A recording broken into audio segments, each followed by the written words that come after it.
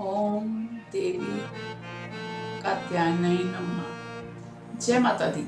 मैं हूं आपकी विनीता। स्वागत करती हूं नवरात्रि सीरीज, नवरात्रि के छठे दिन जो दुर्गा माँ के छठे स्वरूप को माँ कात्यायनी को समर्पित है। आज जानेंगे इनके भोग के बारे में, इनकी माता के सीख के बारे में, माता के रूप के बारे में। चलिए चलते हैं देर ना करते हुए वीडियो की ओर।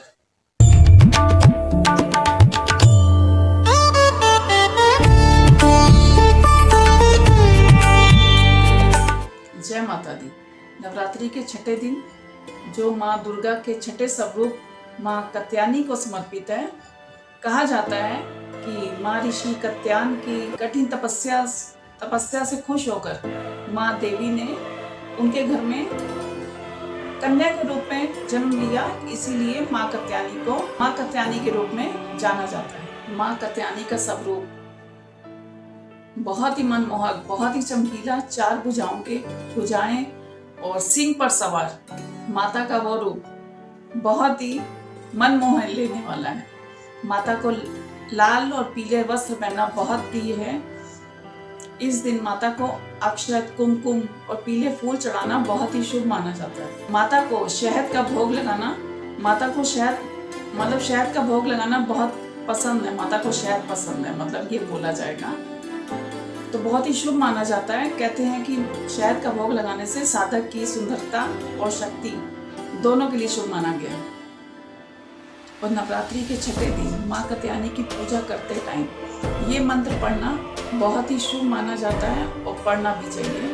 ओम देवी कात्यायनी पढ़ना बहुत ही शुभ माना गया है, जो माता रानी को अपनी ओर खींचता है, जिससे वो अपनी कृपा भक्तों के ऊपर बरसाती है, जो हम लोग को चाहिए। माँ कात्यायनी से हमें ये सीख मिलती है, उन्होंने महिषासुर का वध किया और उनकी सीख से हमें ये मिलता है कि अन्याय को कभी सहना नहीं चाहिए, अन्याय के खिलाफ लड़ना चाहिए, जिससे हम अपनी भीतर की शक्ति को पहचान पाए। माता से हमको ये सीखने को मिलता है कि हम अपनी भीतर की शक्ति को पहचानें, अन्याय के खिलाफ लड़ें, अन्याय को सहे नहीं। माता हमें यही सिखाती है। माँ कात्यायनी की पूजा करने से हमारे अंदर एक आज्ञा चक्र स्थिर होता है, मतलब यही कहा जाएगा स्थिर होता है, जिससे हम अपनी शक्ति को पहचान सकते हैं और जिससे हम किसी चीज को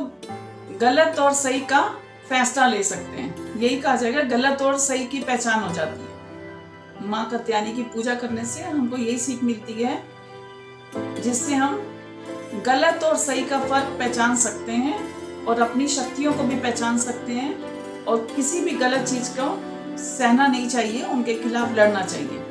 हमको माता से यही सीख मिली। जैसे उन्होंने अन्याय के खिलाफ लड़ी, महिषासुर का वध किया। माँ कात्यायनी की पूजा करने से आप किसी डर से, किसी तनाव से, किसी टेंशन से गुजर रहे हो, माँ कात्यायनी की पूजा करने से उससे हम लोग बाहर निकल सकते हैं।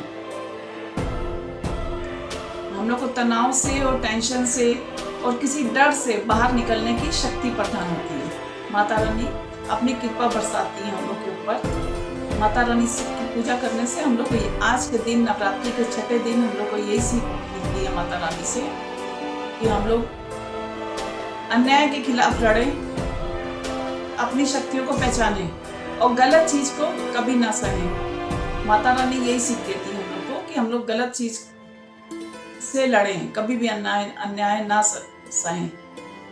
और जो हमारे अंदर डर है, कोई टेंशन है, कोई तनाव है, कि हम लोग उससे बाहर निकल सकें। जब हम डर से बाहर निकल के, माता रानी की पूजा करके डर से बाहर निकल के समाज में साहस के साथ आगे बढ़ें, तो वो असली माँ की पूजा है।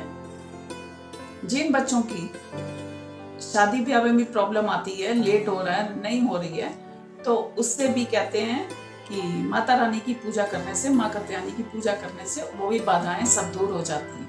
और माँ की सिर्फ पूजा नहीं करो, माँ से साहस मांगो, परेशानियों से लड़ने की शक्ति मांगो।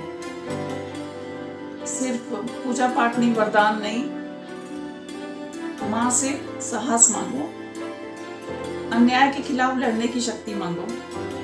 वो असली पूजा है कि जिससे माता रानी अपनी कृपा बरसाएं, अपने भक्तों को निहाल करें। अगर आपको माता रानी के बारे में मेरी छोटी सी जानकारी, अगर वीडियो में कोई गलती हो तो एक बच्चा समझ के, माता रानी का बच्चा समझ के माफ कर दीजिएगा। अगर आपको जरा सी भी अच्छी लगे तो प्लीज़ लाइक, सब्सक्राइब, शेयर करना मत भूलिएगा और अपना प्यार देना मत भूलिएगा।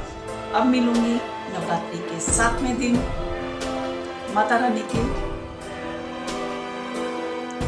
बात करने के लिए, माता रानी की पूजा करने के लिए। चलते हैं अगली वीडियो में।